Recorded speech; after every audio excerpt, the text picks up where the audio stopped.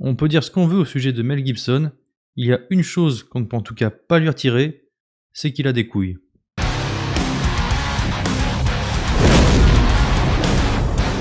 Bonjour à tous, bienvenue dans cette vidéo. En tant que croisé et surtout vivant en France, terre chrétienne, je me devais de... Quoi? République laïque? Laïci... Bon, ferme ta gueule, tu sors.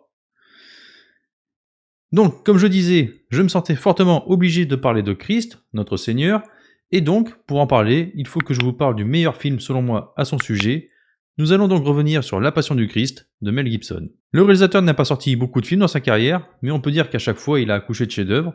J'ai beaucoup de mal à les départager, ils sont tous d'excellents films, dont les qualités diffèrent pour chacun. Le seul avec lequel j'ai un peu plus de mal, même si ça reste un bon film, c'est L'Homme sans visage, son tout premier film en tant que réalisateur. Je l'ai trouvé un peu longué et son histoire ne m'a pas vraiment captivé. En revanche, je n'ai pas besoin de vous parler de son deuxième, Braveheart, sorti en 1995, considéré encore à ce jour comme son meilleur film. Je l'adore également, même s'il regorge de grosses erreurs historiques. La Passion du Christ est donc son troisième long métrage, sorti sur nos écrans en 2004, où le réalisateur s'intéresse aux 12 dernières heures de la vie du Christ. L'histoire démarre donc au Mont des Oliviers, avec Jésus priant après avoir partagé son dernier repas avec ses apôtres. Il résiste aux tentations de Satan, puis, trahi par Judas, il est arrêté et emmené à Jérusalem, où les chefs pharisiens l'accusent de blasphème et lui font un procès qui a pour issue sa condamnation à mort. Le reste du film mettra en scène sa flagellation, son chemin de croix et sa crucifixion. Dans chacun de ces films, Mel Gibson, fervent catholique, explore une figure isolée, prête à soulever les foules, mais aussi à subir les exactions de ses profondeurs. On l'a vu dans Braveheart, avec le personnage de William Wallace, notamment lors de son exécution à la toute fin, qui n'est pas sans rappeler la figure christique.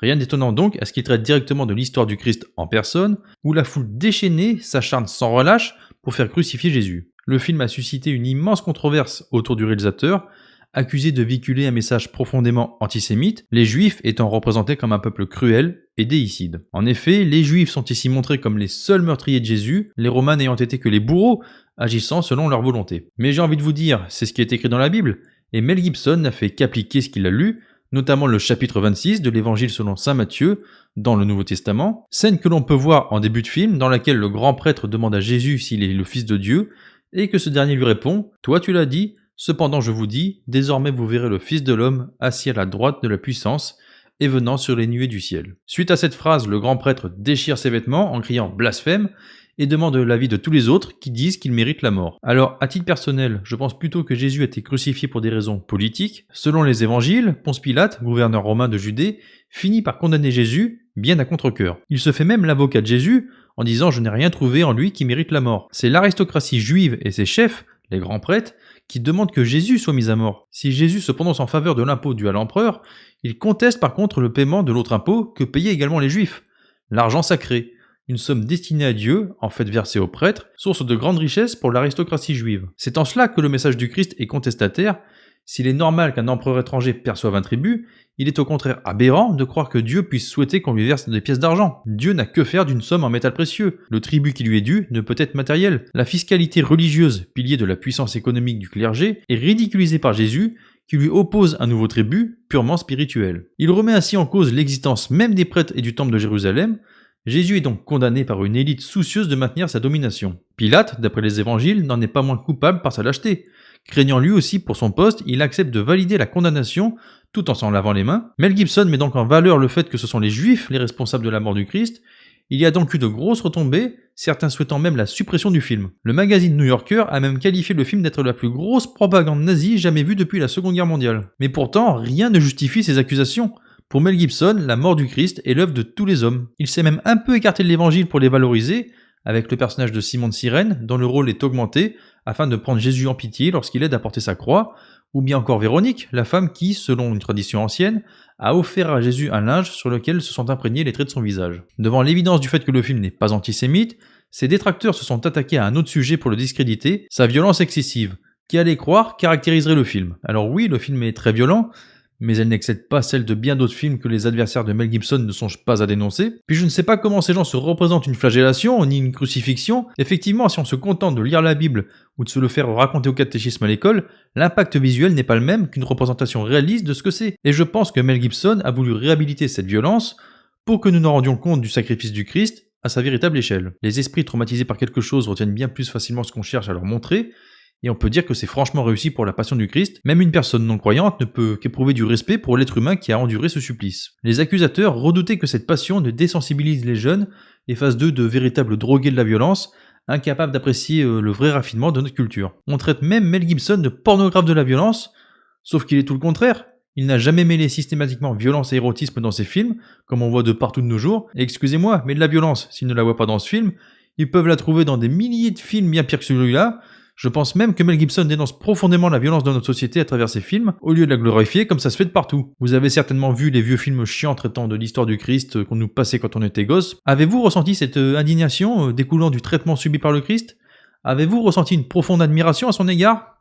Non. Pourquoi? Parce que c'était irréaliste. Jamais personne n'avait filmé la passion avec le réalisme implacable de Mel Gibson, et son film ouvre notre esprit sur le Fils de Dieu, comme aucune œuvre ne l'avait fait avant, et nous fait prendre conscience de sa grandeur et de sa force.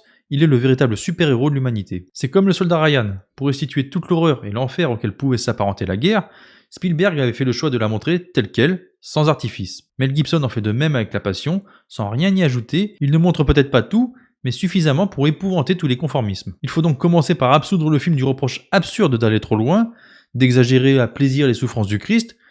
Comment pourrait-on exagérer les souffrances d'un homme qui doit subir l'un après l'autre les deux supplices les plus terribles inventés par la cruauté romaine? Une fois reconnue la légitimité globale de l'entreprise, il est permis de regretter que Mel Gibson soit allé plus loin dans la violence que le texte évangélique ne l'exige. Il fait commencer les brutalités contre Jésus tout de suite après son arrestation, ce que les évangiles ne suggèrent pas. Ne serait-ce que pour priver ses critiques d'un argument précieux, le metteur en scène aurait mieux fait, je pense, de s'en tenir à l'indispensable. L'effet global serait tout aussi puissant, et le film ne prêterait pas le flanc aux reproches assez hypocrites de flatter le goût contemporain pour la violence. La mise en scène est juste parfaite, le film est d'une grande beauté, avec une superbe photographie. Il y a un gros travail sur le cadrage des regards, qui revêtent dans un métrage où il y a finalement très peu de dialogue, une importance inhabituelle. Il faut voir cette séquence dans le temple où une succession de plans nous montre les regards inquiets, interloqués, furieux, implorants, des regards qui jugent, qui questionnent, qui fuient quand on les interroge. On y voit ce qu'il y a de plus vil et ce qu'il y a de plus noble chez l'homme, la lâcheté et la compassion. Il y a également beaucoup de séquences bouleversantes dans le film. On y trouve dans la plupart le personnage de Marie, joué par Maya Morgenstern.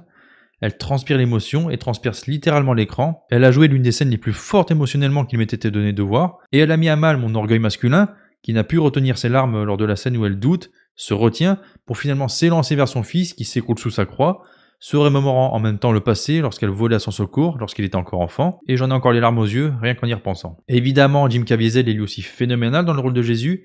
Il s'agit du rôle de sa vie, celui qui lui a également coûté sa carrière. Il est totalement méconnaissable, il porte le film sur ses épaules comme il porte sa croix, il transcende son personnage, et dès le départ il est plus qu'humain. On ne parvient pas réellement à s'identifier à lui, et c'est avec un certain détachement qu'on assiste à ses tortures. On se met par contre très facilement à la place des autres personnages, que ça soit Marie, bien évidemment, mais aussi de Judas, rongé par les remords. On pleure en même temps qu'eux, on appelle à la clémence, faites que ça s'arrête. Malgré le fait que l'on connaisse l'issue, on garde un faux espoir de clémence des juges ou d'une révolte du peuple pour faire cesser cette folie. Le plus terrifiant à voir, au-delà de la violence, c'est cette folie dans les yeux des bourreaux qui s'acharnent et font pleuvoir les coups sur Jésus, transformant sa peau en un amas de chair et de sang. Chaque coup est presque ressenti par le spectateur. Notre regard voudrait s'en détourner, mais par devoir, nous nous devons de regarder ce que cet homme a subi pour nous. C'est la moindre des choses que l'on puisse faire. Tout comme les clous qui s'enfoncent dans ses mains, rien n'est détourné. Mel Gibson nous gratifie même de la présence du malin, qui rôde telle une ombre et se glisse derrière chacun d'entre nous, pour nous rappeler que nous sommes tous responsables de ce à quoi nous assistons. Aucun reproche à faire à la direction artistique, les costumes et les décors font très authentiques, aussi authentiques que les dialogues en araméen pour coller encore plus au réalisme. Le film n'est pas exempt de petits défauts, notamment des défauts de montage, mais l'expérience qu'il procure les efface tous. Mel Gibson est au sommet, il est plus proche du film d'auteur, et malgré tous les échos négatifs lus ou entendus chez les professionnels, malgré les controverses, j'ai pris ce film comme un coup de poing en pleine face. J'ai été happé et captivé du début à la fin, et c'est ce film qui a fait entrer Mel Gibson dans la liste de mes réalisateurs préférés. Voilà pour cette critique, dites-moi vos avis en commentaire, comme d'habitude, likez et partagez cette vidéo si vous l'avez aimée, et moi je vous dis à très bientôt pour de nouvelles chroniques. Salut tout le monde!